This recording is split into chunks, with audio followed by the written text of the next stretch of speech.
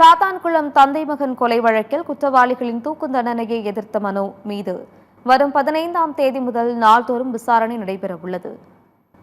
தூத்துக்குடி மாவட்டம் சாத்தான்குளத்தில் கொரோனா ஊரடங்கு காலத்தின் போது நேரம் கடந்து கடை நடத்தியதாக ஜெயராஜ் மற்றும் அவரது மகன் பெனிக்ஸ் ஆகிய இருவரையும் போலீசார் கைது செய்தனர். போலீஸ் காவலில் அடித்து துன்புறுத்தியதில் அவர்கள் இருவரும் உயிரிழந்த நிலையில் இது தொடர்பாக சிபிஐ கொலை வழக்கு பதிவு செய்து காவல் ஆய்வாளர் ஸ்ரீதர், சார்பு ஆய்வாளர் பாலகிருஷ்ணன் உள்ளிட்ட 9 பேரை கைது செய்தனர். இந்த வழக்கை மதுரை முதலாவது கூடுதல் அமர்வு நீதிமன்றம் விசாரித்தது. விசாரணை முடிந்த நிலையில் காவல் ஆய்வாளர் ஸ்ரீதர் உட்பட 9 பேருக்கும் தூக்கு தண்டனை விதித்து நீதிபதி தீர்ப்பளித்தார். இந்நிலையில் தூக்கு தண்டனையை எதிர்த்த மனு மீது வருகிற 15ஆம் தேதி முதல் நாள்தோறும் விசாரணை நடைபெறவுள்ளது.